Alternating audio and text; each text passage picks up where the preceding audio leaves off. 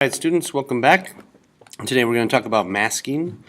First thing I want you to do is to get your Big Ben photo here and open it up in Photoshop. First thing we want to do is duplicate the layer. So we're going to come up here to layer and duplicate it.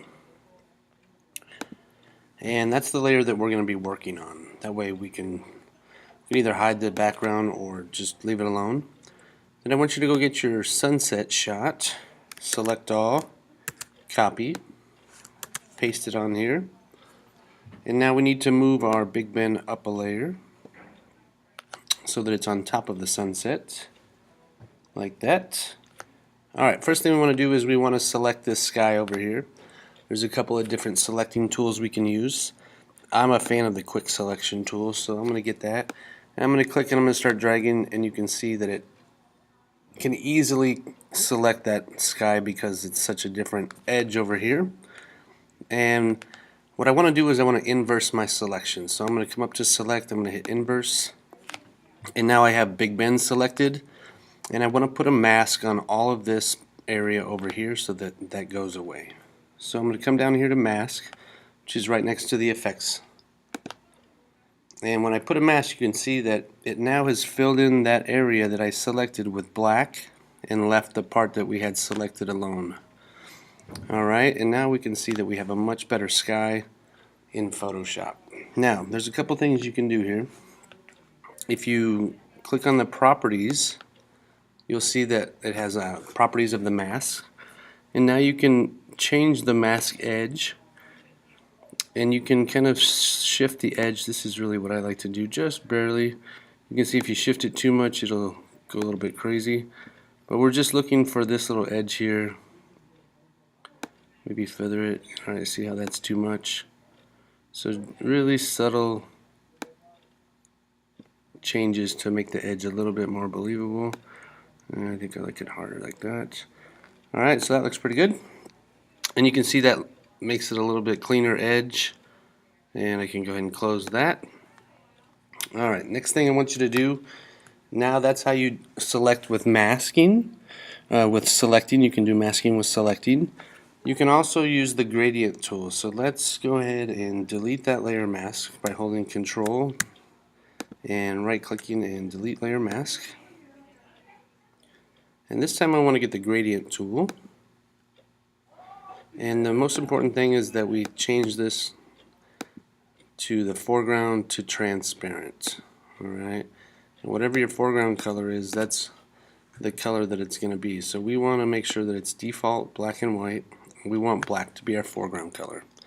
Okay, and so what I do is I take my gradient and I'm just going to click right around here, and I'm going to move it like that. Alright, so I have the wrong one here. We need to make sure we have that one. And we also forgot to add a mask. So now let's add a mask to this. Here's our mask, and you can see everything is white. When I put my gradient, it's going to make a gradient go from black to transparent, which will help blend the photo in. So you can see it's just adding that little bit of masking over this area, allowing for the layer 1 to come through. And I can keep doing it and kind of blend it, as much as I want. Alright, go ahead and undo that. Now I want to get this pretty close, but I don't want it to get into the clock. So this is a great job for the paintbrush. Alright, and I use the paintbrush a lot. A couple things that you have to make sure that are set correctly. Again, this has to be black or white or some form of gray, but black and white's a good start. This blending mode needs to be normal, and then keep an eye on your opacity and your flow. If it's really low, it's going to not show up as obvious and take time to build it up, which is a good thing if you want to do that. Alright, so anywhere I paint black is going to show the sky.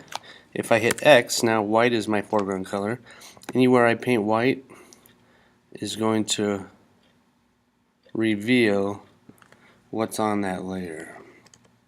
Anything black is concealing that layer, and it's showing the layer underneath. Alright, so now we can just kind of paint in here like that. And this is kind of sloppy, but alright, like so. Now this edge is not looking good, so I'm going to hit X. I'm going to paint that back with black. But you see my brush is coming out too fast, so I'm going to back off the opacity and especially the flow. That way I can kind of build it up here. The other thing that would help is maybe make my brush a little bit harder so that it has a better edge. Nothing crazy, but and you can see I can kind of paint that in. Now that's still not right. Let's go a little bit less. Okay. Now that's a little bit better. I still think we can bring it down. Okay, so you can see how you can kind of clean that up a little bit. And now it's taking a little bit longer, but now I can build it up. Alright. Kind of clean that edge up so that it's a little bit better mask. And if I get some on the clock, I just hit X and clean up the clock. Alright. That's not as clean as it could be, but you get the idea. I just want you to understand how masking works. Alright. And how the brushes and opacity and flow work as well. And that's how you can do masking.